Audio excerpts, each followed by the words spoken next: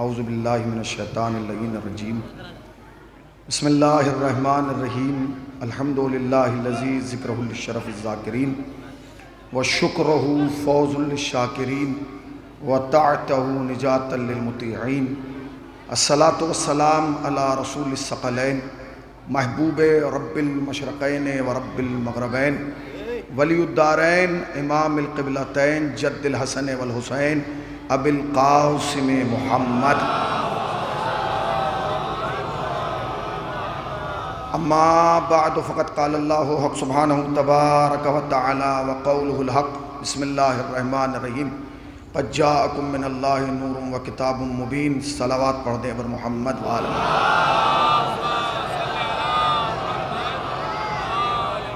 انتہائی واجب الاحترام علماء اکرام اور حاضرین فرش عزا،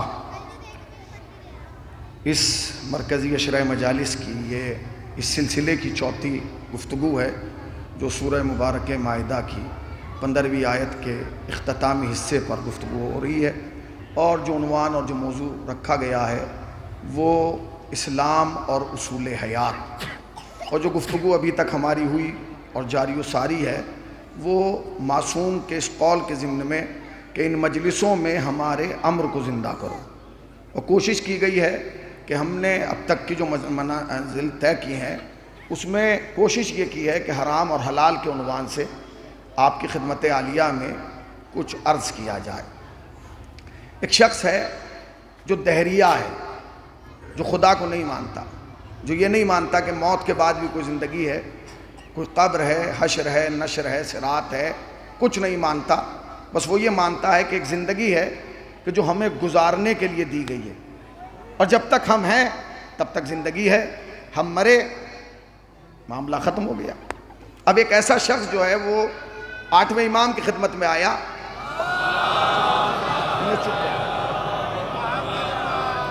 اور جب آیا تو امام بیٹھے ہوئے ہیں اور حشر اور نشر پہ گفتگو چل رہی ہے کہ مرنے کے بعد جو حالات ہوں گے وہ کیا ہوں گے، گفتگو چل رہی ہے۔ جب امام گفتگو تمام کر چکے تو اس نے کہا کہ مولا، میں نے آپ کی پوری گفتگو سنی، آپ کی ساری تقریر کا محصل یہ تھا کہ انسان حرام اور حلال کا خیال رکھے، کیونکہ اس دنیا کے بعد بھی ایک دنیا اور ہے، اس دنیا کے بعد بھی ایک اور دنیا ہے۔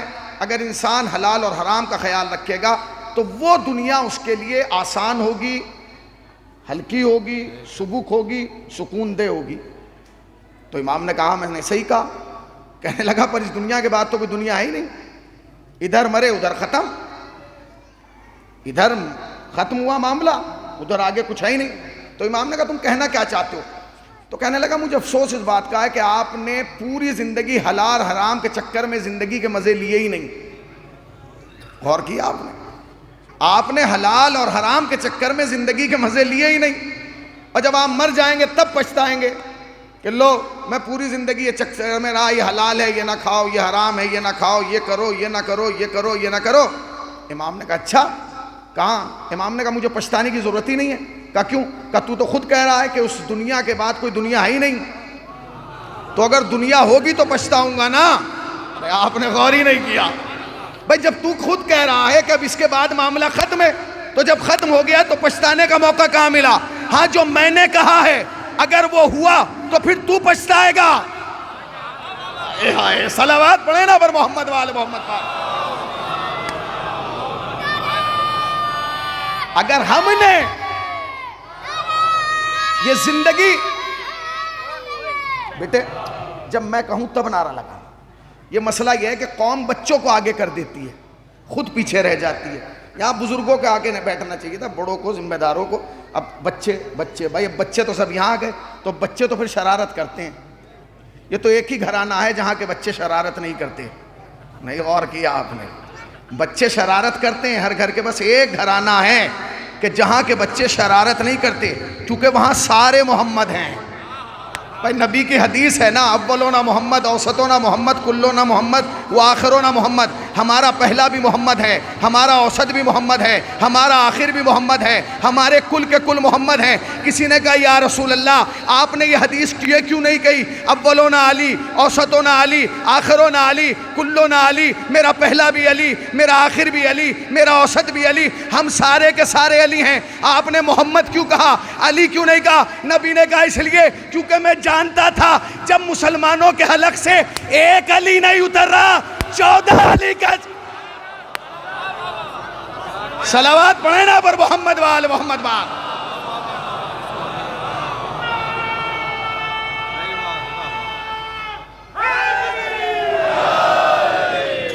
جب ایک علی نہیں اتر رہا، مگر میرا موضوع وہی رہے گا، ایسا نہیں ہے کہ میں ادھر چلا جاؤں گا، تو کیا کہا کہ اگر انسان زندگی میں حلال اور حرام پہ ذرا سا توجہ دے لے، ادھر کی زندگی سکون کی ہے۔ مولانا کتنا ایک لقمے پہ بھی آیت ہے کہ نہیں؟ وَمِثْقَالَ ذَرَّةٍ خَيْرٍ يَرَهُ وَمَن يَعْمَلْ مِثْقَالَ ذَرَّةٍ شَرًّا يَرَهُ۔ جس نے ذرہ برابر خیر کیا اسے جزا، جس نے ذرہ برابر شر کیا، اس کا مطلب یہ کہ جزا بھی تھوڑے پہ ملے گی، اور جزا تھوڑے پہ ہے تو سزا بھی تھوڑے پہ۔ ایسا نہیں ہے کہ آپ نے ایک اینٹ اٹھا کے ادھر سے ادھر رکھ دی، اس کی جزا نہیں ملے گی، نہیں، اس کی بھی جزا ملے گی۔ اور آپ نے ایک پتھر اٹھا کے یہاں سے کسی کے مار دیا، اس کی سزا ملے گی۔ اچھا آپ یہ بتائیے مجھے سب سے چھوٹا عمل آپ کی زندگی میں کون سا ہے؟ سب سے آسان اور چھوٹا عمل طے کر کے بتا دیجئے، بتائیے کیا ہے؟ سب سے چھوٹا عمل پوچھ رہا ہوں اور سب سے آسان عمل۔ جب تک آپ نہیں بولیں گے میں آگے نہیں بڑھوں گا۔ بولیے سب سے چھوٹا عمل کون سا ہے آپ کی نگاہ میں؟ جو سب سے چھوٹا عمل ہوگا وہی میں سب سے بڑا بنا کے ثابت کروں گا۔ یہاں علماء بیٹھے ہیں، آپ بتائیے سب سے چھوٹا عمل آپ کی زندگی میں کیا ہے؟ سب سے آسان عمل نماز۔ مولانا اگر نماز آسان ہوتی تو قضا تھوڑی ہوتی؟ نہیں غور کیا بھئی، اگر نماز آسان ہوتی تو قضا تھوڑی ہوتی؟ مولانا روزہ، بھیا روزہ اگر آسان ہوتا تو یہ تھوڑی کہا جاتا روز جیسے ہیں۔ مولانا حج، ارے اللہ اکبر، یہ تو اللہ نے رکھا ہی صاحب استطاعت پہ۔ قرآن کی آیت کیا ہے؟ قرآن نے کہا اگر تم صاحب استطاعت ہو تو میرے دروازے پہ آنا۔ اس کا مطلب یہ ہے کہ اللہ نے فقیر کو اپنے دروازے پہ نہیں بلایا، پہلے امیر بن جاؤ چب جانا، کیونکہ اللہ جانتا تھا کہ اگر فقیر بن کے آیا تو کبھی عبادت نہیں کرے گا، پورے دن بیٹھ کے مانگتا رہے گا۔ اللہ نے کہا نہیں، پہلے صاحب استطاعت بنو پھر میرے دروازے پہ آنا۔ اس کے بعد آپ کیا کہہ رہے ہیں؟ کون سی عبادت سب سے آسان ہے؟ نماز کا جی سخت، روزہ کا جی سخت، حج کا جی سخت۔ اس کے بعد حج کے بعد کیا ہے؟ بولیے بھائی، بول دیجئے نا۔ اول نماز، دوسرے روزہ، تیسرے حج، چوتھے خدا کا شکر ہے تمہیں یاد ہے، چوتھے زکوٰۃ، پانچویں جو ہم نہیں نکالتے۔ صلوات پڑھیں پر محمد وآل محمد وآل۔ بابو اب اس سے آگے کہاں بلاؤں؟ اب آپ کہہ رہے ہیں کہ آگے بلائیں، کہاں تک بلاؤں؟ نہیں ہو سکتا۔ اب سن لیجئے آپ، پانچویں نمبر پر کیا ہے؟ خمس۔ خمس ہے؟ زور سے بولیے، ارے بھائی خمس ہے؟ پانچویں نمبر پہ خمس ہے۔ پانچویں خمس، چھٹے جہاد۔ تو خمس پہلے یا جہاد؟ بولیے، ارے زور سے بولیں، خمس پہلے یا جہاد؟ ہر آدمی کہے گا خمس، جہاد بعد میں۔ کتنی بھولی بن گئی میری قوم، جو چھٹے نمبر سے بھاگے ان پہ تو لعنت کر رہے ہو، جو پانچویں نمبر سے بھاگے، جو میدان جہاد سے بھاگے ان پہ تو ہم آج تک لعنت کر رہے ہیں۔ جو بھی میدان سے بھاگا اس پہ لعنت، جو بھی جہاد سے بھاگا اس پہ لعنت۔ اس پہ کیوں نہیں کرتے کہ جس پر خمس واجب ہے نہیں نکال رہا ہے؟ یہ بات تو آپ کو کڑوی لگی ہوگی نا۔ صلوات پڑھیں پر محمد وآل محمد پر۔ دیکھیے مسئلہ یہ ہے، بولیے، دیکھیے جتنا بڑا مجمع اتنی بڑی ذمہ داری۔ آپ تو سن کے چلے جائیں گے مگر محشر میں گریبان میرا سیدہ پکڑیں گی۔ اتنا بڑا مجمع ملا تھا، کیا دیا؟ اس لیے کہ وہ زمانہ پرانا تھا۔ اب سے 40 سال پہلے جب بچہ مجلس میں آتا تھا اور واپس جاتا تھا تو ماں پہلا سوال کرتی تھی، میرے بیٹے یہ بتا تو مجلس میں گیا تھا، تبرک کیا بٹا؟ وہ کہتا تھا اماں شیرمال بٹے، پاپے بٹے، رس بٹا، بسکٹ بٹا، اب ماحول بدل گیا. اب ماں یہ نہیں پوچھتی کہ مجلس سے تبرک لایا کہ نہیں، اب وہ یہ پوچھتی ہے مجلس گیا تھا، تہذیب لایا کہ نہیں، کلچر لایا کہ نہیں، فرہنگ لایا کہ نہیں، اخلاق لایا کہ نہیں، اسلام لایا کہ نہیں، شریعت لایا کہ نہیں، عنوان لایا کہ نہیں، بزرگوں کا احترام لایا کہ نہیں، پڑوسیوں کے حقوق لایا کہ نہیں، بھائی سے وفاداری لایا کہ نہیں. آج کی ماں یہ سوال کرتی ہے مجلس گیا تو لایا کیا ہے. تو آج کی ہماری ماں تو یہ سوال کرے کہ مجلس گیا لایا کیا ہے. اور سیدہ کی ماں یہ نہ پوچھے کہ اتنا بڑا مجمع ملا سنایا کیا ہے. صلوات پڑھیں نا پر محمد والے محمد پار. سب سے چھوٹی عبادت. سلامت رہیے ادھر بھائی، سلامت رہیے بالکل اطمینان سے. جب اتنی دیر ہو گئی اور تھوڑی دیر ہو جائے کوئی مشکل نہیں. سب سے چھوٹا عمل میں تم سے پوچھ رہا ہوں کیا ہے؟ نماز سخت، روزہ سخت، حج سخت، زکوٰۃ سخت، خمس سخت. آگے کیا ہے؟ جہاد. اس کا ہمیں موقع ملا ہی نہیں، اس کا موقع ہمیں ملا ہی نہیں. ورنہ ہمارا تو نظریہ یہ ہے کہ اگر آج ہمارا مر جائے وقت ہمیں جہاد کا حکم دے دے تو صبح کو دے گا، شام تک ہم تقریر بدل دیں گے. سیستانی صاحب نے دیا ہے، ہم تو ان کی میں ہی نہیں، ہم تو خامنائی صاحب والی میں ہیں. خامنائی صاحب دیتے ہیں جہاد کا، ہم تو مکارم شیرازی صاحب والی تقریر میں، کیونکہ وہ تو ہمیں موقع ملا ہی نہیں. جان کی بازی تو آخر میں ہے، ابھی تو ہمارے مال پہ نوبت آئی ہے. یاد رکھنا یہ سہولتیں جو تم دیکھ رہے ہو نا یہ بہت جلد ختم ہونے والی ہیں. تمہیں نشان عبرت بنا دیا جائے گا چونکہ تم نے آزادی کا فائدہ نہیں اٹھایا. اب جب سختیاں ہونے لگی اب تم بیدار ہونا شروع ہو. یاد رکھنا جو زمانہ چلا گیا وہ لوٹ کے نہیں آئے گا، اب اس سے سخت آئے گا. تو سب سے چھوٹا عمل آپ نے اب تک طے نہیں کیا. میں بتاؤں گا سب سے چھوٹا عمل کیا. اس سے چھوٹا عمل کوئی ہے ہی نہیں. مولانا علی مہدی صاحب اگر اس سے چھوٹا عمل ہو تو بتا دیجئے گا. سب سے چھوٹا عمل ہے آل محمد پر صلوات. سب سے چھوٹا عمل ہے مولانا فرمان صاحب، اس سے چھوٹا عمل ہے؟ اس سے چھوٹا عمل کوئی ہے ہی نہیں.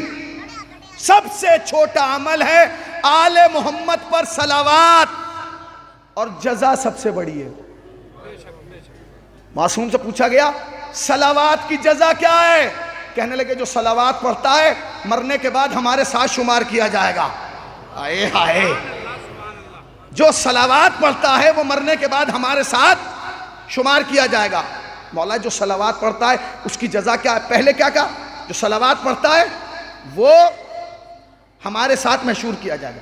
دوسرے جو صلوات پڑھتا ہے اس کی قبر نورانی ہو جائے گی. قبر نورانی سے مطلب یہ لائٹیں لگا دی جائے گی. قبر نورانی سے مطلب کیا ہے؟ اللہ وہاں 2-4 لائٹیں لگا دے گا، جنریٹر کا انتظام کر دے گا؟ نہیں، نور سے مراد ہے آل محمد. جو صلوات پڑھے گا اس کی قبر میں ایک آدھ نہیں 14 کے 14 آئیں گے، اور جس کی قبر میں 14 آ جائیں اس کی قبر میں اندھیرا نہیں رہتا. صلوات پڑھیں پر محمد وآل محمد پاک.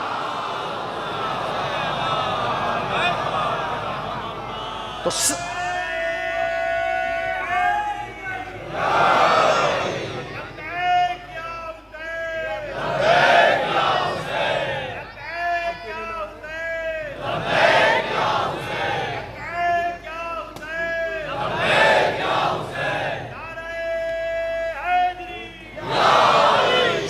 سے چھوٹا عمل ہے صلوات.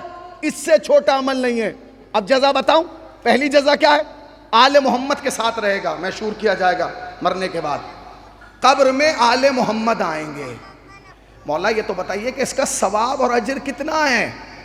تو میرے چھٹے مولا فرماتے کہ جب کوئی مومن ہم آل محمد پر صلوات بھیجتا ہے اور وہ صلوات بھیج کر چپ ہو جاتا ہے اور اللہ اسے 400 سال کی زندگی دے دے. 400 سال آج صلوات بھیجے اور کل سے زندگی شروع ہو جائے اور 400 سال کے بعد پھر دوسری مرتبہ صلوات بھیجے تو فرشتہ اٹھ کے کہتا ہے بھائی رک جا، ابھی تو پہلے والے کا ثواب نہیں لکھا گیا. صلوات پڑھیں نا پر محمد وآل محمد پاک.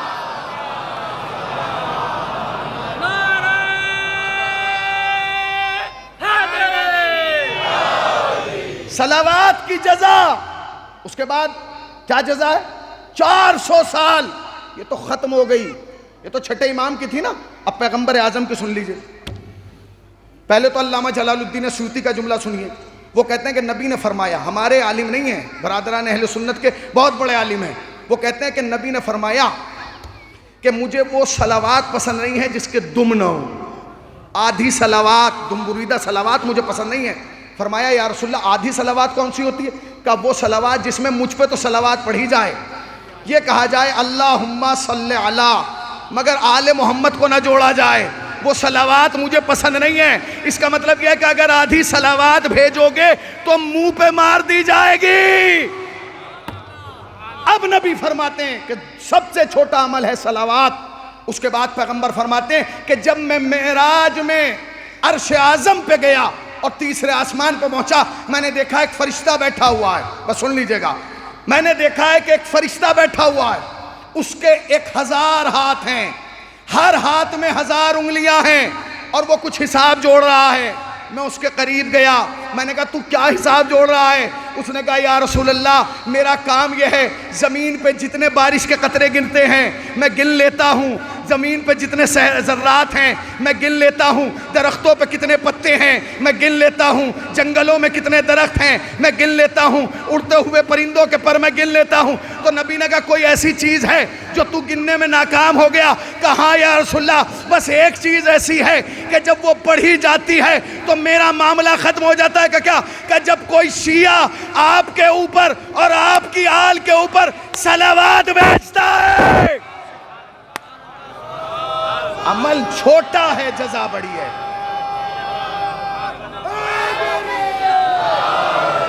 عمل چھوٹا، جزا بڑی۔ اب جملہ کہہ رہا ہوں، چھوٹا عمل ہے، جزا بڑی ہے۔ اب سنیے، مولانا محرم آ گیا، کیا کریں؟ کچھ نہ کریں، ایک چھوٹی عادت بنا لیں۔ میں منبر حسینی سے کہہ رہا ہوں، زندگی بدل جائے گی۔ مولانا کیا؟ بس ایک عادت۔ مولانا کیا عادت بنائے؟ صلوات پڑھنا شروع کر دیں۔ پیغمبر اسلام فرماتے ہیں جو انسان صلوات پڑھتا ہے اس پر حفاظت کے 20 دروازے کھول دیے جاتے ہیں، 20 طرف سے اس کی حفاظت کی جاتی ہے۔ صلوات سیکھ لیں۔ مولانا صلوات تو سخت ہے، کوئی اور چھوٹا عمل بتا دیں، اس سے چھوٹا عمل بتا دیتا ہوں، بس بسم اللہ پڑھنا شروع کر دیں۔ مولانا بسم اللہ سے کیا ہوگا؟ وہ ہوگا جو تم نے سوچا بھی نہیں، وہ ہوگا جو تم نے سوچا بھی نہیں۔ بھائی سماج میں ہر قسم کے آدمی ہوتے ہیں نا، چیٹر، فراڈ، بدتمیز، چور، اچکے، آوارہ، غنڈے، لوگوں کو اذیت دینے والے۔ ایسا آدمی تھا، مر گیا۔ اب جو مرا تو عالم محشر میں پہنچ گیا۔ پروردگار اس کے ساتھ کیا کیا جائے؟ جہنم میں ڈال دو۔ پورے سماج کو ستا کے آیا ہے، میں اپنا حق معاف کر سکتا ہوں، سماج کا نہیں، ڈالو جہنم میں۔ فرشتوں نے کہا چل بھائی، اٹھایا، جہنم میں لے گئے، واپس لے آئے، پھر لے گئے، پھر واپس لے آئے، پھر لے گئے، پھر واپس لے آئے۔ حکم خدا ہوا، ڈالتے کیوں نہیں؟ پروردگار ڈال کے کیا فائدہ؟ جہنم تو جب جہنم ہے نا، جب آگ ہو۔ کہ کیوں؟ کہ جب بھی ہم اس کو جہنم کے قریب لے جاتے ہیں آگ بجھ جاتی ہے۔ ابے آگ بجھ رہی ہے بھائی۔ اللہ نے کہا اس سے پوچھو کہ اس کا کیا کام تھا کہ آگ بجھا رہا ہے؟ تو اس نے کہا بھائی میں نے سارے کام غلط کیے، مگر جو بھی کیا بسم اللہ پڑھ کے کیا۔ عادت تھی مجھے، ہیبٹ تھی، مجھے ثواب وباب کا نہیں پتا تھا۔ میں بس میں چڑھتا تھا بسم اللہ الرحمن الرحیم، گاڑی سٹارٹ کرتا تھا بسم اللہ الرحمن الرحیم، کھانا کھاتا تھا بسم اللہ الرحمن الرحیم، گھر میں داخل ہوتا تھا بسم اللہ الرحمن الرحیم، دوستوں سے ملتا تھا بسم اللہ الرحمن الرحیم، اٹھتا تھا بسم اللہ الرحمن الرحیم، بیٹھتا تھا بسم اللہ الرحمن الرحیم، چلتا تھا بسم اللہ الرحمن الرحیم، سوتا تھا بسم اللہ الرحمن الرحیم، جاگتا تھا۔ مجھے عادت ہے بسم اللہ کی۔ جب یہ مجھے جہنم کی طرف لے جاتے ہیں تو میں کہتا ہوں بسم اللہ الرحمن الرحیم، پر جیسے ہی میں بسم اللہ کہتا ہوں آگ بجھ جاتی ہے۔ اللہ نے کہا جہنم سے پوچھو آگ کیوں بجھ رہی ہے؟ جہنم نے کہا پروردگار میں اسے کیسے جلا دوں جو آتے ہی تیری رحمان اور رحمانیت کا اعلان کر رہا ہے۔ صلوات پڑھیں نا پر محمد وآل محمد وآل۔ عمل چھوٹا، جزا بڑی۔ اب یاد رکھیے گا کتنے نسخے دیے گئے ہیں آج کی مجلس میں۔ پہلا کیا ہے؟ صلوات کی جزا۔ دوسرے بسم اللہ۔ بھائی یہ ہمارے بس کے نہیں ہے نا، ہم صلوات 24 گھنٹے بھیج سکتے ہیں نا بسم اللہ۔ اچھا ایک کام تو کر سکتے ہو، یا حسین تو کہہ سکتے ہو، اس سے آسان تو نہیں ہے؟ بولو بھائی یا حسین تو کہہ سکتے ہو نا، تو سب مل کے کہو نا یا حسین۔ لبیک یا حسین،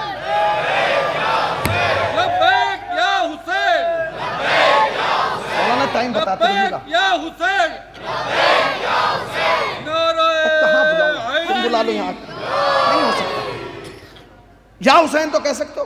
اب سن لیجئے، ایک صاحب کا ایک بیٹا ہے، اور بیٹا ایسا ہے کہ جس سے والدین بھی پریشان ہیں، گھر والے بھی پریشان ہیں، سماج والے بھی پریشان ہیں، رشتہ دار بھی پریشان ہیں.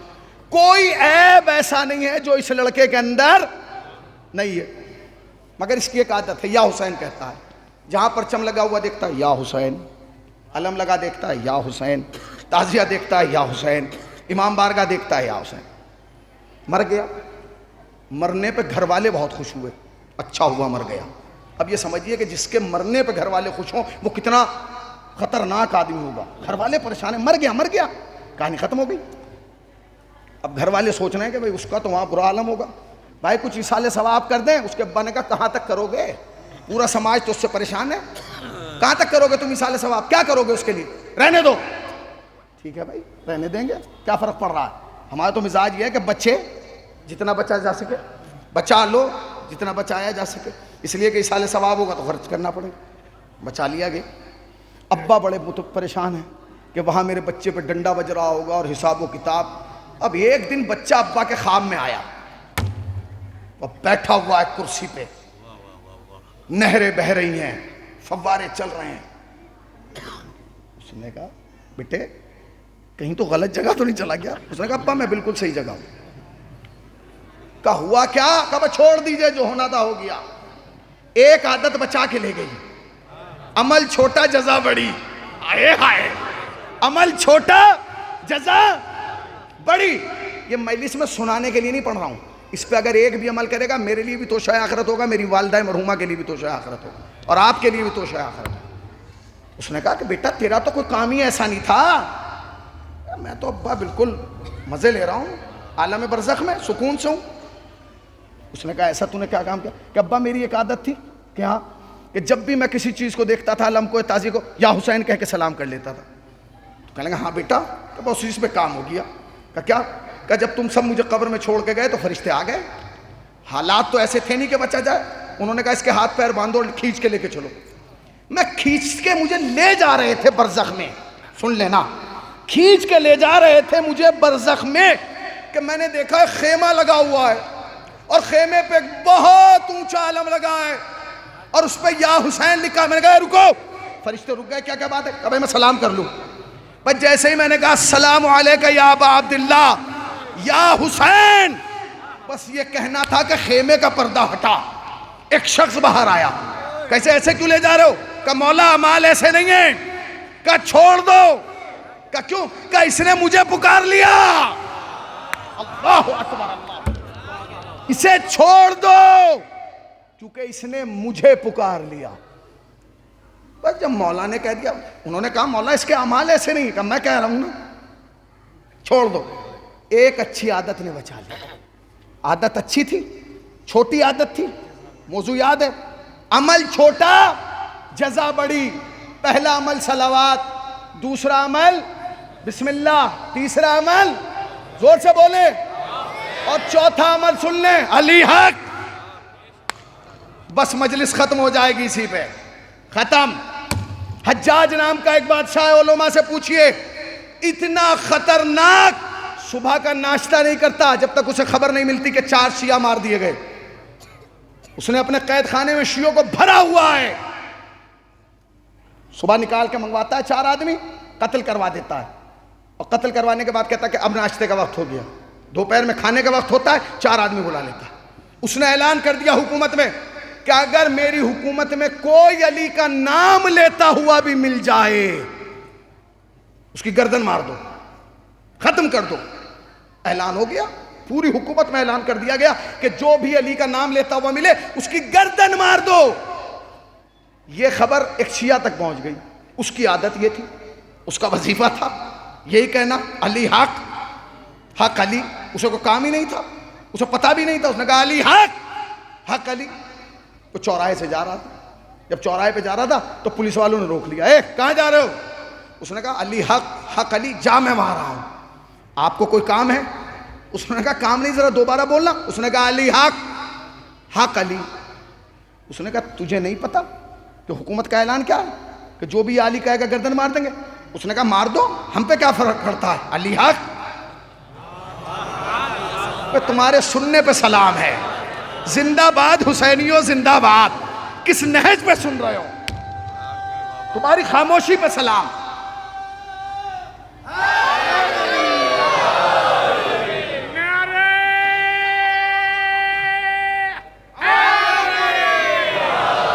یہ تقریباً 1.5 گھنٹے کی باتیں ہیں جو میں مختصر کر کے تیزی سے آپ کو سنا رہا ہوں، کیونکہ پھر میں اتروں گا لوگ کہیں گے جی پھر ٹائم زیادہ لے لیا. ٹھیک ہے بھائی، مختصر کر دیا جائے، مگر آپ میرا ساتھ دیجئے گا. ہر حسینی تک حسینی کی بات پہنچنا چاہیے. انہوں نے کہا کہ عادت تھی. اس نے کہا کیا؟ اس نے کہا علی حق علی. اس نے کہا چلو تیری تو ہمیں تلاش تھی، چل. لے آئے حجاج کے سامنے. حجاج بیٹھا ہوا. یہ کون ہے؟ یہ جوان کون ہے؟ یہ آدمی 60 سال عمر ہے. انہوں نے کہا حضور یہ جو بھی ہے مگر مجرم ہے. کہ اس کا جرم کیا ہے؟ اب سپاہی نہیں بتا رہے ہیں، کیونکہ سپاہیوں کو پتا کہ اگر ہم نے کہہ دیا تو ہمارے بھی کوڑے لگوائے گا. تو اس نے کہا بتاؤ تمہارا جرم کیا ہے؟ اس نے کہا حضور میرا جرم یہ ہے علی حق علی، میں یہی کہتا ہوں. تو اس نے کہا تجھے نہیں پتا کہ حکومت کا اعلان کیا ہے؟ اس نے کہا کچھ بھی ہو اپنا وظیفہ یہ ہے، میں اس کے بغیر زندہ نہیں رہ سکتا. اس نے کہا اچھا آج میں تجھے نشان عبرت بنا دوں گا، وہ حال کروں گا تیرا. اس نے کہا کر لیجئے، کیا فرق پڑ رہا ہے. انہوں نے سپاہی کو بلایا، کوڑے مارنا شروع کرو. لفظ کوڑا آسان ہے، سننا بھی کہنا بھی. جس پہ لگتے ہیں اس سے پوچھئے، جس پہ لگتے ہیں اس سے پوچھئے. اب لگنے لگا. اب یہ شخص جو ہے اس کا نام ہے ابو دمام، جس کے کوڑے لگ رہے ہیں.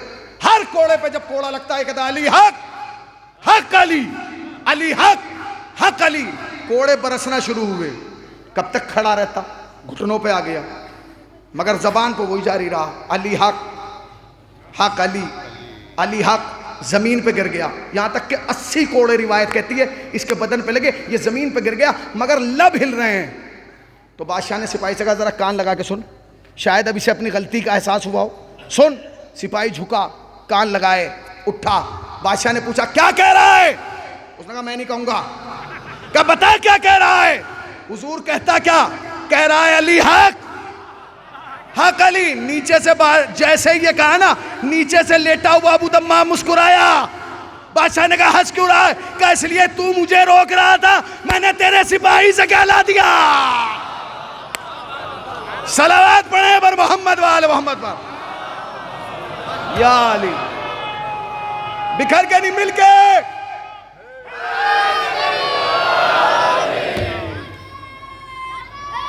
یہی چراغ جلیں گے تو روشنی. زندہ باد حسینیوں زندہ باد. علی حق علی.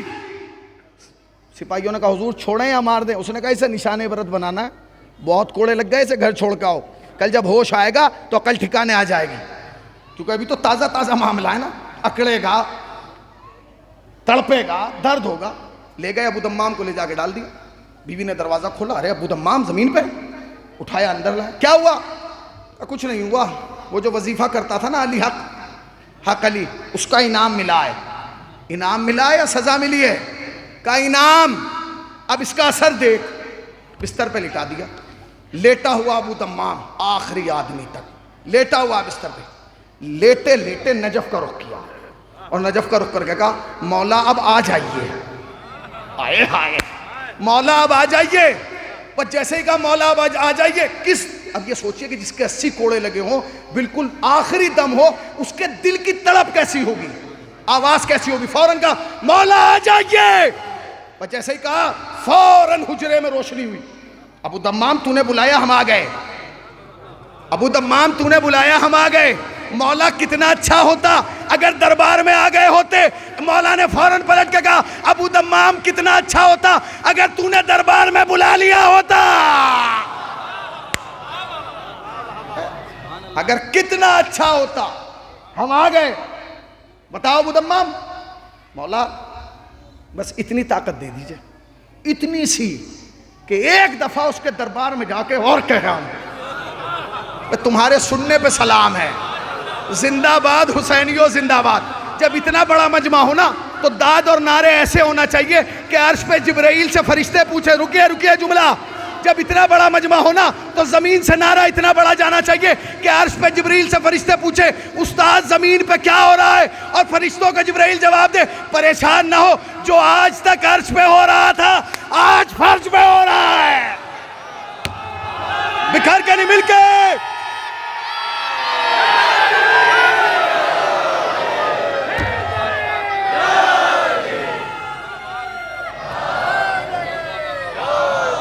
چھوٹی عادت جزا بڑی. ایک جملے نے امام کو بلا دیا، بتاؤ ابو تمام، مولا بس اتنی خواہش ہے ایک بار اتنی طاقت آ جائے بدن میں کہ اس کے دربار میں پھر جا کے کہہ دوں کیا علی حق حق علی. علی بھی مسکرا گئے. دیوانہ ہو تو ایسا، چاہنے والا ہو تو ایسا، عاشق ہو تو ایسا، ملنگ ہو تو ایسا. لفظ پہنچا ملنگ. ملنگ ہونا بری بات نہیں ہے، جاہل ملنگ ہونا بری بات ہے، گالیاں دینے والا ملنگ ہونا بری بات ہے، علماء کی توہین کرنے والا ہونا بری بات ہے. مولا بس اتنی طاقت دے دیجئے. علی مسکرائے. کہنے لگے مسکرا کیوں رہے ہیں مولا، کچھ غلط مانگ لیا؟ کہ نہیں ابو تمام، مانگا تو تو نے اپنی سوچ کے مزاج مطابق صحیح ہے، مگر میں علی ہوں، میرا مزاج یہ ہے کہ مانگی گئی تھی روٹی میں نے پوری قطار دے دی. ارے ارے ارے ارے ارے زندہ باد حسینیوں زندہ باد. مانگی گئی تھی روٹی. ساحل نے آ کے مجھ سے ہی تو کہا تھا مولا بھوکا ہوں روٹی دے دیجئے. میں نے روٹی دی. میں نے کہا کمبر روٹی دے دو. کمبر نے کہا مولا روٹی چنگیر میں ہے. میں نے کہا چنگیر دے دو. کہنے لگے مولا چنگیر صندوق میں ہے.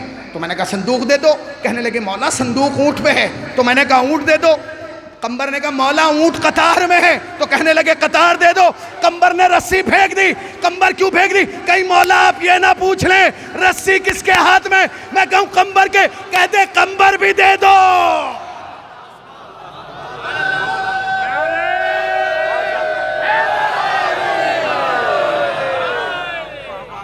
کمبر بھی دے دو.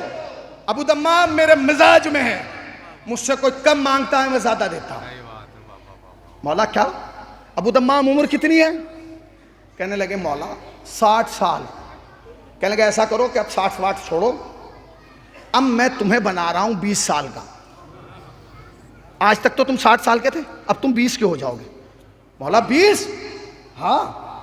مولا 40 سال کا وہ اور بڑھا دیے.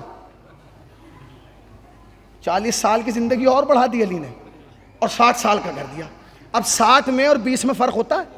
60 والے کی داڑھی سفید ہو جاتی ہے، چہرے پہ جھریاں پڑ جاتی ہیں، بھویں لٹک جاتی ہیں، اور 20 سال والے کا سینہ چوڑا ہوتا ہے، بھویں چڑھی ہوئی ہوتی ہیں، جذبہ ہوتا ہے، جوش ہوتا ہے، ولولہ ہوتا ہے. ابو دمام جاؤ تمہیں 2 تحفے دیے. پہلا تحفہ یہ کہ تمہاری عمر گھٹا کے 20 سال کر دی. ٹھیک ہے مولا.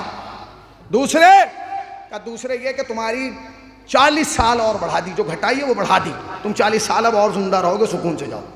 ٹھیک ہے مولا شکریہ، آپ چلے جائیے. عمل چھوٹا، زور سے بولو نا، عمل چھوٹا جزا بڑی. رات گزری، رات گزر رہی ہے، گزر ہی نہیں رہی ہے. ابو دمام کے لیے تو رات سخت ہو گئی نا، اس لیے کہ یہ انتظار کے لمحے عجیب ہوتے ہیں، بجائے سینے کے آنکھوں میں دل دھڑکتا ہے. اب ابو دمام کرمٹ لے رہے ہیں کب صبح ہو، کب میں تیار ہوں. صبح ہو گئی. اب جو بیوی حجرے میں آئی تو بیوی نے بھی نہیں پہچانا. ارے بوڑھا چھوڑ کے گئی تھی جوان، کیا ہو رہا ہے؟ کہنے لگے یہ کیا ہوا؟ تو کہنے لگے رات میں نے نہیں کہا تھا جزا ملی ہے. یہی جزا ہے، یہی جزا ہے. جزا مل گئی. کیا کیا کہ مولا آئے تھے جوان کر گئے. تم نے زلیخا کی جوانی پلٹتے ہوئے دیکھی ہے، تو میرے مولا کے الٹے ہاتھ کا کام ہے.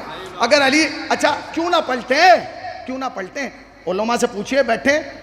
روایت کا جملہ کیا ہے؟ روایت کا جملہ ہے جنت میں کوئی بوڑھا جائے گا ہی نہیں. جنت میں کوئی بوڑھا جائے گا؟ جناب فضہ نے کس سے کہہ دیا؟ حبش کے غلام سے، بلال سے. بلال میں نے رسول اللہ سے سنا ہے کوئی کالا جنت نہیں جائے گا. یہ لیجئے. رونے لگے. اچھا. روتے ہوئے نکلے.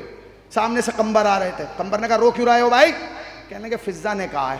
تو تم نے پوچھا نہیں؟ تو کہنے لگے فضہ سے کون زبان لڑائے، ہم ڈوہڑی کے باہر کے غلام ہیں، وہ دروازے کے اندر کی کنیز ہے. باہر کی دنیا اور ہے، اندر کی دنیا اور ہے، باہر کی کائنات اور ہے، اندر کی دنیا اور ہے. بکھیر کے نہیں مل کے.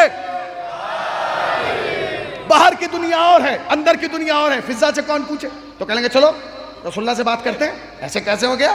کالے نہیں جنت جائیں گے تو اذان دینے کا کیا فائدہ، سینے پہ پتھر کا کیا فائدہ، اتنی صحبتوں کا کیا فائدہ. چلو اب ایک طرفدار مل گیا نا. آئے رسول اللہ کے پاس، یا رسول اللہ بہت غضب ہو گیا. کہا بتاؤ. کہا جو فضا ہے نا، فضا کہاں؟ ہم نے اسے بیٹی بنایا ہے. یا رسول اللہ اس نے کہا ہے کالے جنت نہیں جائیں گے. بلال کی طرف ہاتھ کر کے، کالے جنت نہیں جائیں گے. رسول اللہ نے کہا تم اس پہ توجہ نہ دو، تم اپنے کو سوچو، بوڑھے بھی جنت نہیں جائیں گے. آئے ہائے آئے ہائے. آئے تھے نماز بخشوانے، روزے بھی گلے پڑ گئے، دونوں بیٹھ کے رونے لگے. یا رسول اللہ ہمارا کیا ہوگا؟ رسول اللہ نے کہا علی سے پوچھ لو. علی نے کہا پریشان نہ ہو، بوڑھا جوان ہو کے جائے گا، کالا گورا ہو کے جائے گا.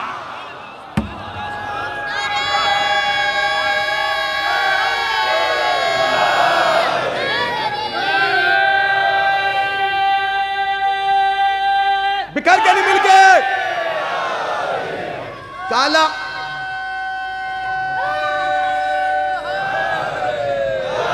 بھیا 2009 میں نے اشرا پڑھا تھا، 2021 تقریباً 10 سال ہو گئے، سب کچھ بدل گیا. آپ کی داد ابھی بھی ویسی ہے. سن لیجئے کیا کہا. ابو دمام تحفہ مل گیا. اٹھے، بیوی سے کہا وہ عید والا جوڑا لا. اس نے کہا تو جوڑا بھی فٹ نہیں آئے گا، تم پتلے ہو گئے. کہیں گے سب فٹ آ جائے گا. کہا کیوں؟ کہا جب علی کا نام لے کے پہنوں گا نا. ہائے ہائے ہائے ہائے. عقیدہ ہو تو ایسا، جب علی کا نام لے کے پہنوں گا تو جوڑا بالکل فٹ آئے گا. پہن لیا، نہ کہیں سے گھٹا نہ کہیں سے بڑھا. تیار ہوئے، عطر لگایا، خوشبو لگائی. 20 سال کا ابو تمام چلا. اسی چوراہے پہ آیا جہاں سپاہیوں نے ایک دن پہلے پکڑا تھا. سپاہیوں کو بلایا ذرا آؤ. انہوں نے کہا کیا بات ہے؟ کہنے لگے بات کرنا ہے. بتاؤ. کہنے لگے علی حق تمہاری خاموشی پہ سلام. علی حق حق علی. اس نے کہا ادھر آؤ میر صاحب یہاں آؤ. یہ جو تم حرکت کر رہے ہو نا، کل یہ بھی ایک آدمی نے یہی کی تھی سیم یہیں. اتنے کوڑے لگے، یا تو مر گیا ہوگا یا بس مرنے والا ہوگا. اس نے کہا اچھا. کہنے لگا علی حق حق علی. اس نے کہا مان جا ہم بتا رہے ہیں. بادشاہ بہت غصہ ہوتا ہے علی کا نام سنتے ہی. اس نے کہا کہ بادشاہ نہیں، ہر حرام زیادہ غصہ ہوتا ہے علی کا نام سن کے. ہائے ہائے. یا علی حبک طاہر الولادہ ولا یبغضک الا خبیث الولادہ. خالی بادشاہ نہیں، ہر نطفہ حرام علی کا نام سن کے ناراض ہو جاتا ہے. نبی نے پہچان بتائی ہے تیرا بادشاہ. اس نے کہا چلو لے کے چل، آج تیری ہڈی اور بوٹی کا بھی حساب کرواتے ہیں بادشاہ کے سامنے. بادشاہ نے کہا بھائی کیا بات ہے؟ کہنے کہ حضور یہ نیا ہے. اس نے کہا کیا مطلب؟ کہا حضور ان کا وہی جرم ہے کل والے کا تھا نا، جو کل والے کا تھا وہ اس کا جرم ہے. بادشاہ تو حجاج ہے. اس نے کہا تم نے اسے کل والے کی بات نہیں بتائی، میں نے اسے کیسے سزا دی؟ اس نے کہا حضور اسے بتانے کی ضرورت ہی نہیں تھی. ہم نے کہا یہ ڈرائی نہیں آپ سے. تو اس نے کہا کہ کیا مطلب تجھے پتا نہیں میں نے کل والے کا ہاتھ. اس نے کہا سنا کیوں رہا ہے، میں ہی تو تھا. سنا کیوں رہا ہے، میں ہی تو تھا. بادشاہ نے کہا کیا مطلب؟ کہ میں ہوں، کل تو تو ساتھ کا تھا.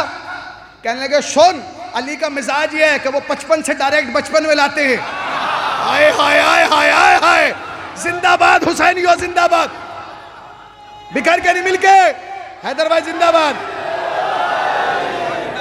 علی کا مزاج یہ ہے کہ علی 55 سے 55 میں لاتے. تجھے معلوم نہیں کہ علی کیا کریں گے؟ اس نے کہا سن علی تو نے تو جو کیا، اب میں کیا کروں گا؟ لاؤ. اب لایا، چوڑا ہو کے چل رہا ہے ابو تمام. اب بادشاہ کہہ رہا ہے اس کی عقل تو دیکھو، ابھی 2 منٹ میں نکالوں گا. یہاں کھڑا کرو. کھڑا کیا. حضور کوڑے لائیں. ایک کوڑے ہٹا، جلاد کو بلا. کیا مطلب؟ یہ کوڑوں ووڑوں کا معاملہ نہیں ہے، یہ کوڑوں سے دبنے والے نہیں ہے.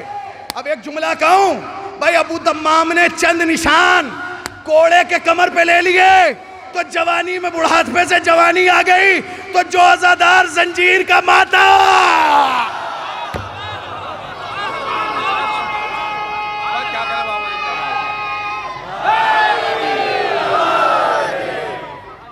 کب بولا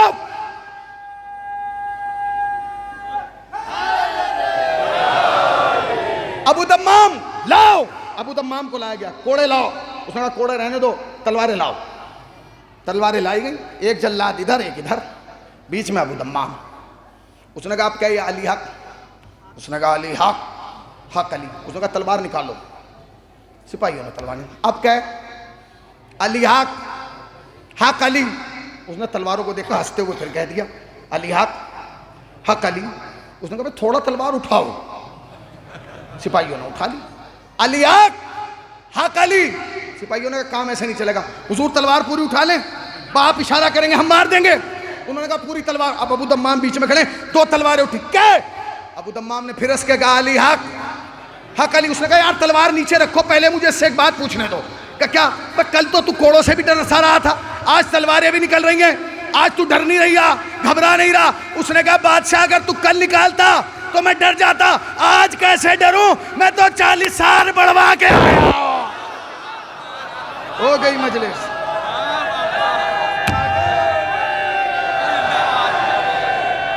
نکل کے نہیں مل کے.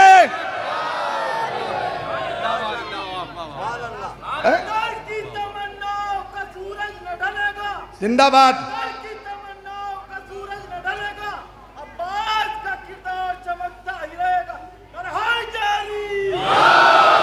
بس ہو گئی مجلس تمام. 2 جملے اور پہلی مجلس کے کہہ رہا ہوں, جو جوان ہیں سمجھ جائیں گے. میں نے پہلی مجلس میں کہا تھا کہ تمہاری طرف کوئی مہینہ نہیں آیا ہے, تمہاری طرف مہمان بن کے اہل بیت آئے ہیں, رسول اللہ آئے ہیں, امام حسن آئے ہیں, امام حسین آئے ہیں, 14 معصومین تمہارے مہمان ہیں. اور ہمارا اصول یہ ہے کہ جب ہمارے گھر میں کوئی مہمان رہتا ہے ہم وہ حرکت نہیں کرتے کہ جو مہمان کو پسند نہ ہو.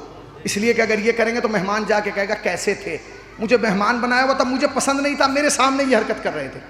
اہل بیت تمہارے مہمان ہیں, کوئی کام ایسا نہ کرنا کہ جو اہل بیت کو پسند نہ ہو. میں تم سے پوچھ رہا ہوں, ہمیں کیا اہل بیت کو یہ اچھا لگے گا کہ ہمارا جوان حلقے میں کھڑا ہو کے لڑے؟ اچھا لگے گا؟ سمجھ گئے نا میں کیا کہہ رہا ہوں؟ جو سمجھ گئے سمجھ گئے, مجھے وضاحت کی ضرورت نہیں ہے. بالکل کوئی ایسی حرکت نہ ہو جو اہل بیت کو پسند نہ ہو. اپنی زبانوں کو بند رکھیے, اپنے جذباتوں کو بند رکھیے. یاد رکھیے گا یہ جتنے لوگ یہاں خدمت کے لیے کھڑے ہیں یہ نہ میرے باپ کے نوکر ہیں نہ آپ کے باپ کے نوکر ہیں, یہ سیدہ کے نوکر ہیں.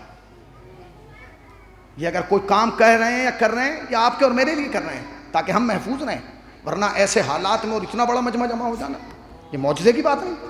میری آپ سے گزارش ہے, خادم سمجھ لیجئے, نوکر سمجھ لیجئے, ذاکر حسین سمجھ لیجئے, اپنا بھائی سمجھ لیجئے, خدا کے واسطے میرے جوانوں, اللہ کے واسطے فرش اعضاء پہ نہ لڑو, نہ ہی ماہ محرم میں لڑو. اس لیے کہ محرم الحرام وہ مہینہ ہے جس میں جنگ حرام ہے. شیعہ لڑ رہا ہے, کیوں لڑ رہا ہے؟ یہ حلقے میں میں ہاں لگوں گا, تو جہاں لگ جا. اگر سیدہ قبول کرنے والی ہوگی تو اکیلا بھی ماتم کرے گا تو بھی قبول کرے گی. میری گزارش ہے آپ سے, خدا را اس فرش اعضاء کے تقدس کو باقی رکھیں, اس کو پامال ہونے نہ دیں. دنیا تمہاری دشمن ہے, تمہیں بھی احساس نہیں ہے, تمہیں بھی باٹ اور ترازو کی دنیا میں گم ہو, تمہیں بھی کاروبار کی دنیا میں بن. یاد رکھنا اگر اہل بیت کا وہ آخری جو پردے میں ہے وہ ہم سے نگاہیں ہٹا لے تو ہمارا حال وہی ہو جو ہاتھیوں کا حال ہوا تھا. پوری دنیا ہماری دشمن ہے اور ہم خود ہی لڑ رہے ہیں, فرش اعضاء پہ لڑ رہے ہیں. خدا کے واسطے جیسے کل ماتم ہوا تھا اس سے زیادہ آن بان شان سے ماتم ہونا چاہیے. کوئی میرے پاس دن میں فون نہیں ہونا چاہیے کہ مولانا کل ایسا ہو گیا اور ایسا ہو گیا, نہیں, بالکل نہیں. اگر کوئی کہہ رہا ہے بھائی تھوڑا صبر و تحمل سے کام لینا, پورا سال ہے باتیں کرنے کے لیے, فرش اعضاء لڑنے کے لیے نہیں ہے, یہ محبتوں کے لیے ہے. یہ سیدہ کی بیٹی نے مصیبتوں میں بچایا, تم تو آسانی سے بیٹھ گئے نا اس فرش اعضاء. کوئی جا کے زینب سے پوچھے کہ زینب نے کیسے بچایا. میں اپنی ماؤں بہنوں سے بھی گزارش کروں گا کہ وہ بھی ان جوانوں کے بتائی ہوئی باتوں پر عمل کریں، اپنے بچوں کو چھتوں پہ نہ جانے دیں۔ بڑی مصیبتوں سے زینب نے بچھایا۔ اچھا زینب نے بچھایا، اور سب سے پہلے آنے والی خاتون کوئی اور نہیں، زینب کی ماں فاطمہ ہے۔ آج شب 4 محرم ہے نا، آج کا دن جو گزرا وہ 3 کا تھا، کل کا دن 4 کا ہوگا۔ سارے مصائب پڑھ دیے جائیں، اگر حبیب کا تذکرہ نہ ہونا تو فہرست کربلا ادھوری سی لگتی ہے۔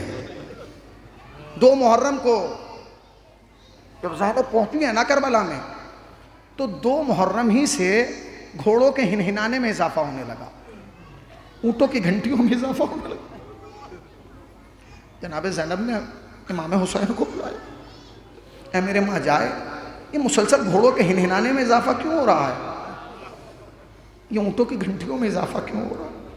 حسین نے ایک جملہ کہا، بہن یہ سب لشکر پہ لشکر آ رہے ہیں۔ بعض روایتیں کہتی ہیں کہ 9 لاکھ کا لشکر جمع ہوا تھا، تو کتنے دن میں جمع ہوا ہوگا؟ 10 دن تو چاہیے نا 9 لاکھ کا لشکر جمع ہونے کے لیے۔ زینب نے کہا بھائی میرا دل بیٹھ رہا ہے، یہ کیوں جمع ہو رہے ہیں؟ اور ہیں کون؟ کہتے ہیں یزید کے سپاہی ہیں، یزید کے ماننے والے ہیں، یزید کے چاہنے والے ہیں، یزید کے طرفدار ہیں، یزید کے دوست ہیں، جو تیرے بھائی کو قتل کرنے کے لیے جمع ہو رہے ہیں۔ بس زینب نے ایک جملہ کہا، کہتی ہیں بھائی یزید نے اپنے دوستوں کو بلا لیا، کیا تمہارا کوئی دوست نہیں ہے؟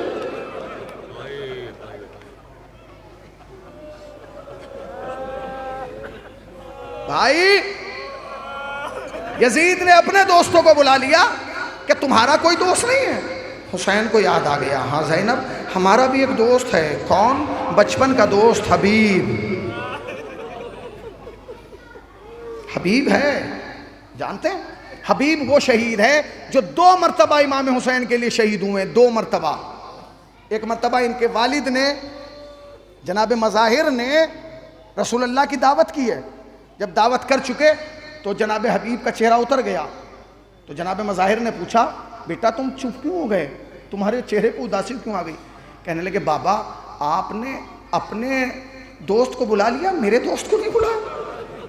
کہ کیا مطلب؟ کہ میرے حسین کی دعوت نہیں کریں گے؟ ہاں ہاں بیٹا کر دو۔ حسین کی دعوت کی، آقا میرے گھر تشریف لائیے گا۔ دعوت کا وقت آیا رسول اللہ اور امام حسین چلے، مگر ادھر جناب حبیب چھت پہ کھڑے ہوئے انتظار کر رہے ہیں، چھوٹے سے ہیں نا، 3 ساڑھے 3 4 سال کے ہیں، ٹہل رہے ہیں۔ اچانک پاؤں پھسلا، زمین پہ آئے، شہادت واقع ہو گئی۔ باپ نے جنازہ اٹھایا، چپ چاپ حجرے میں رکھ دیا کہ رسول اللہ کے کھانے کے بعد بتاؤں گا کہ یا رسول اللہ میرا بیٹا شہید ہو گیا۔ آئے، دسترخوان لگ گیا، رسول اللہ بیٹھ گئے، امام حسین بیٹھ گئے۔ جناب مظاہر نے کہا یا رسول اللہ شروع کیجئے، شروع کیجئے۔ رسول اللہ نے حسین کی طرف دیکھ کے کہا میرے لال تم شروع کرو۔ وہ بچے نے ایک عجیب و غریب جواب دیا، کہتے ہیں نانا جس نے آپ کو بلایا ہے وہ ہے، جس نے ہمیں بلایا ہے وہ نہیں ہے۔ میرے لال کیا مطلب؟ بابا نانا جب تک حبیب نہ آئے گا حسین کھانا نہ کھائے گا۔ جزاک اللہ، مولا تمہیں کوئی غم نہ دے سوائے غم ہے سرکار عباد اللہ۔ اچھا مظاہر حبیب کہاں ہیں؟ ایک جملہ نہیں کہا، حجرے میں گئے اور جانے کے بعد بیٹے کا لاشا لایا اور دسترخوان کی بغل میں رکھ دیا۔ کیا ہوا؟ مظاہر نے پورا واقعہ بیان کیا۔ مولا حسین کے دیدار کے لیے چھت پہ گئے تھے، ایک مرتبہ رسول اللہ نے دیکھا حسین کچھ کرو، بن حسین آگے بڑھے، آگے بڑھنے کے بعد 2 رکعت نماز پڑھی، نماز پڑھنے کے بعد آگے بڑھے، ایک مرتبہ حبیب کا سر اٹھا کے اپنے زانوں پہ رکھا، ایک جملہ کہا، حبیب کی قسمت بدل گئی۔ بس چہرہ دیکھ کے کہا حبیب کیا کربلا نہ چلو گے؟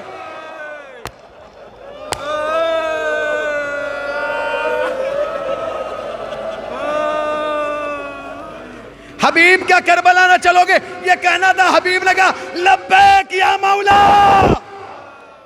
مولا میں اٹھ گیا مولا میں، اٹھے حبیب، اٹھے، زندگی شروع ہو گئی۔ تاریخ کہتی ہے اب حسین کو حبیب یاد آئے، آواز دی عباس کاغذ اور قلم لے کے آؤ۔ تاریخ کہتی ہے عباس اور کاغذ اور قلم لے کے آئے، ہمیں ممبر پہ بٹھانے والا مولا زمین کربلا پہ بیٹھا۔ بیٹھنے کے بعد تاریخ کہتی ہے کہ حسین نے روشنائی میں قلم ڈبویا، اور ڈبو کے پہلی سطر بسم اللہ نہیں لکھی، پہلی سطر میں لکھا انا للہ و انا الیہ راجعون رجل الفقی حبیب ابن مظاہر۔ حبیب ہم نے تمہیں کبھی دوست نہیں سمجھا، حبیب ہمیشہ اپنا بھائی سمجھا ہے۔ حبیب تیرا بھائی کربلا میں گر گیا، آئے غربت حسین، حبیب تیرا بھائی کربلا میں گر گیا۔ تاریخ کہتی ہے کہ حسین لکھ رہے ہیں، زینب اور عباس کھڑے ہو کے پڑھ رہے ہیں۔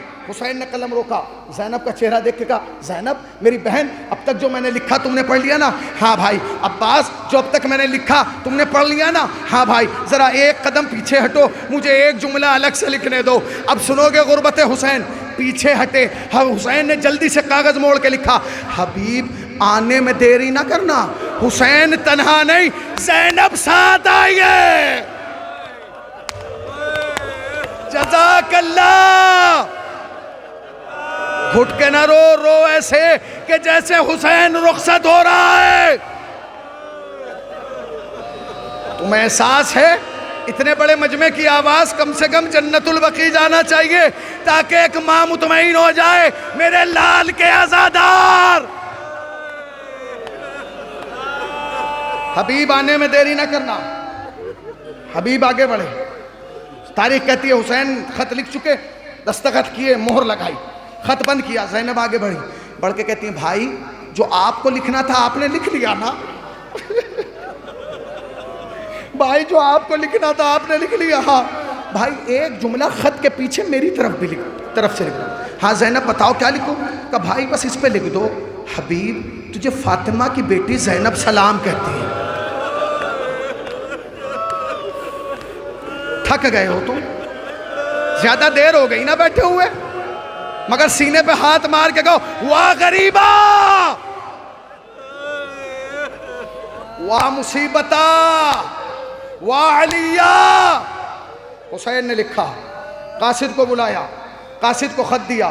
اللہ جانے قاصد کیسے چھپتا چھپاتا کوفے میں پہنچا۔ جب کوفے میں پہنچا تو حبیب داڑھی کے لیے خضاب کر رہی ہے، سلام کیا، پوچھا کون؟ کانا قاصد الحسین۔ قاصد حسین کا نام سنا، حبیب کے ہاتھ سے خضاب چھوٹ گیا، خط لیا، چوما، آنکھوں سے لگایا۔ زندگی میں آہستہ قدم چلنے والا حبیب تیز قدموں سے چلا۔ اب خطیب آل محمد کے جو جملے ہیں وہ میں بیان کر رہا ہوں، میں نے کسی کتاب میں نہیں دیکھے۔ وہ کہتے ہیں جب حبیب گھر میں آئے تو چہرے کی رنگت بدل گئی تھی، چہرے کی رنگت بدل گئی تھی، نقشہ بدلے ہوئے تھے، گھر کی ساری عورتیں جمع ہو گئی۔ حبیب خیر تو ہے، حبیب خیر تو ہے؟ آج تو چال بدل گئی، آج تو انداز بدل گیا، اب تو ایسا لگتا ہے جیسے جوانی کی طرف بڑھ رہا ہوں۔ حبیب نے کہا سب خیر ہے، آج برسوں کے بعد حسین کا خط آیا ہے، آج برسوں کے بعد حسین کا خط آیا ہے۔ بھائی ایک جملہ سن لیجئے جو خطیب آل محمد کہتے تھے، وہ کہتے تھے بہن آگے بڑھی، بہن نے کہا بھائی خط مت کھول، میں بتاؤں گی کہ حسین نے کیا لکھا ہے۔ کہ بہن بتاؤ کہ حسین لکھتے کیا؟ برسوں کے بعد آیا ہے نا، ارے علی اکبر جوان ہو گیا ہوگا، حسین نے اکبر کی شادی کا بلاوا خط میں لکھا ہے، حبیب آجا اکبر کی شادی۔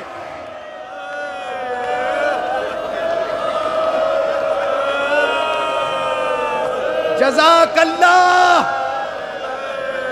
جزاک اللہ۔ مولا تمہیں کوئی غم نہ دے سوائے غم سرکار ابا عبداللہ کے۔ سن رہے ہو؟ سن رہے ہو؟ ہاں حبیب چلے آؤ۔ حسین نے کہا ایسا کچھ نہیں۔ حبیب کہتے میں پڑھ تو لوں؟ بہن نے کہا پڑھو بھائی یہی لکھا ہوگا۔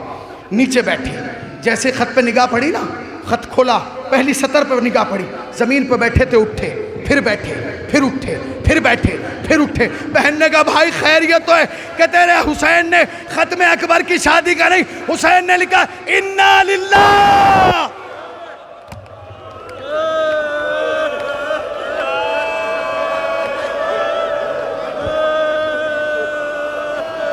جزاک اللہ، جزاک اللہ۔ مولا تمہیں کوئی غم نہ دے سوائے غم سرکار ابا عبداللہ کے۔ جتنے بیمار ہیں خدا انہیں شفائے کاملہ اور صحت عاجلہ عنایت فرمائے۔ عرشی بھائی بیمار ہیں، خدا انہیں شفائے کاملہ اور صحت عاجلہ عنایت فرمائے۔ چکے بھائی کے بھائی بیمار ہیں، خدا انہیں شفائے، جس نے مجھ سے دعا کے لیے کہا ہے، حاجی سعادت صاحب کو خدا شفائے کاملہ اور صحت عاجلہ عنایت فرمائے۔ دو جملے بیٹھے کا کیا لکھا کہ حسین نے لکھا انا للہ و انا الیہ راجعون رجل الفقی حبیب ابن مظاہر. حبیب ہم نے کبھی تمہیں دوست نہیں سمجھا، حبیب ہمیشہ بھائی سمجھا ہے. حبیب تمہارا بھائی کربلا میں گر گیا، چلے آؤ حبیب چلے آؤ، حبیب ہمیں تمہارا انتظار ہے. اور اس کے بعد تھوڑے سے وقفے کے بعد لکھا ہے حبیب آنے میں دیری نہ کرنا، حسین تنہا نہیں، حبیب زینب ساتھ آئی ہے. یہ کہہ کے حبیب رونے لگے، یہ پڑھ کے حبیب رونے لگے. روتے روتے جو خط بند کیا بہن آگے بڑھی کہتی ہے بھائی خط کے پیچھے بھی تو کچھ لکھا ہے. اب جو حبیب نے خط پلٹا امامہ پھینک کے کہا ارے قیامت ہو گئی، فاطمہ کی بیٹی ہائے سلام، سادات کجا غلام کجا. حبیب اٹھا با ایک جملہ مجلس تمام. اٹھے حبیب، اٹھنے کے بعد زوجہ کو بلایا کہ سامنے حجرے میں جا میری تلوار لے کے آ. اس نے کہا حبیب خود چلے جاؤ، چند قدم کے فاصلے پہ جو ضرورت کا سامان ہے خود لے لو. کہتے نہیں تو نے نہیں دیکھا حسین نے مجھے مرد فقی لکھا، اب جہاں سے مجھے خط ملا ہے وہیں سے میرا ہر قدم حسین کی طرف بڑھے گا کیونکہ میں مرد فقی ہوں. جاؤ جا کے حجرے سے میری تلوار لے کے آؤ. کیسے پڑھوں میں جملہ، میرا کلیجہ پھٹنے کے لیے ہو رہا. سنو گے حبیب کی زوجہ حجرے میں گئی، کافی دیر ہو گئی نہیں پلٹی، کافی دیر ہو گئی نہیں پلٹی. حبیب کھڑے تھے بیٹھ گئے، پھر اٹھے پھر بیٹھے. کافی دیر کے بعد حبیب کی زوجہ آئی تو کیفیت جانتے کیا تھے؟ اس کے سر کے بال کھل چکے تھے، چادر اتر چکی تھی، مٹی سر میں آ چکی تھی، ایک ہاتھ میں تلوار تھی، ایک ہاتھ سینے پہ تھا. حبیب خدا حافظ، حبیب چلا جا، حبیب خدا حافظ. حبیب نے جوڑ کے کہا بی بی میں ہاتھ جوڑ کے اتنا پوچھ رہا ہوں ابھی تو میں زندہ ہوں، یہ چادر کیوں اتر گئی، یہ بال کیوں کھل گئے؟ حبیب کی بیوی نے کہا حبیب نہ رو تو کیا کروں، میں جو حجرے میں تلوار لے گئی میں نے دیکھا حجرے کے کونے میں ایک کالے برقعے والی بی بی ہے جو کہہ رہی ہے حبیب کی زوجہ حبیب کو نہ روکنا، میرا حسین انتظار کر رہا ہے. خدا حافظ حبیب، حبیب خدا حافظ. چلا جا.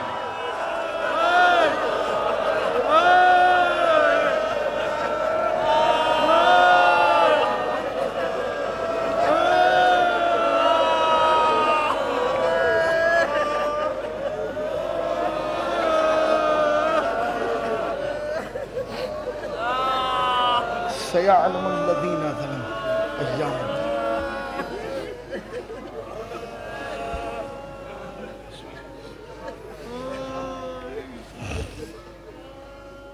پروردگارہ تو جو واسطہ محمد و آل محمد کا ہماری مختصر و قلیل سی بات و قبول فرما، سبب نجات تو شاہ آخرت قرار دے. میں نے اس دن بھی آپ سے کہا تھا کہ الہی آمین زور سے کہا کریں، نہ جانے کس کا الہی آمین بارگاہ خداوندی میں قبول ہو جائے. خدایا ان اٹھے ہوئے ہاتھوں کو اپنے علاوہ کسی دوسرے کا محتاج قرار نہ دے، ان ہاتھوں پر اپنی رحمتیں برکتیں نعمتیں مغفرت نازل فرما. خدایا ان تمام مومنوں و مومنات کو جو اس وقت مجلس میں حاضر ہیں اس سال کے اندر اندر زیارت کربلا معلیٰ سے مشرف فرما. میرے اللہ جو ایک بار جا چکا ہے اسے دو بار بلا لے، جو دو بار جا چکا ہے اسے بار بار بلا لے. آنکھ بند نہ ہو جب تک روضہ حسین کا دیدار نہ کر لیں. اے میرے اللہ یہ جتنے بیٹھے ہیں انہیں مانگنے کا طریقہ نہیں آتا، تجھے عطا کا سلیقہ آتا ہے. ان کی تمام نیک دلی حاجات کو پورا فرما. علماء حق کا سایہ سروں پہ برقرار فرما، ہمارے بزرگوں کا سایہ سروں پہ برقرار فرما. خدایا بحق کے بیمار کربلا جو بھی بیمار ہیں انہیں شفاء کاملہ اور صحت عاجلہ عنایت فرما. جن لوگوں نے مجھ سے دعا کے لیے کہا ہے، خصوصاً میں نے کہا عرشی بھائی، حاجی سعادت صاحب اور سکے بھائی کے بھائی شاید ساجد نام ہے، ساجد بھائی کو شفاء کاملہ اور صحت عاجلہ عنایت فرما. میرے اللہ ان اٹھے ہوئے ہاتھوں کو اپنے علاوہ کسی دوسرے کا محتاج قرار نہ دے. خدایا اس منبر کا حق ادا کرنے کی توفیق عطا فرما، اس ذکر کو ہماری نسلوں میں منتقل کر دے، زبان بیان میں قوت عطا فرما، سامعین کی سماعتوں کو ہر بلائے ناگانی سے محفوظ فرما. خدایا ہمارے گناہوں کو بخش دے، گناہوں کو بخش دے، گناہوں کو بخش دے، گناہوں کو بخش دے. عاقبت بخیر کر دے، عاقبت بخیر کر دے، عاقبت بخیر کر دے. خدایا ہم وارث کے ہوتے ہوئے بے وارثوں کی طرح زندگی گزار رہے ہیں. وارث اعزا حضرت امام زمانہ کے ظہور میں تعجیل فرما، ہمیں سرکار کے آوان و انصار میں شمار فرما. ربنا تقبل منا انک انت السمیع العلیم. ماتم حسین.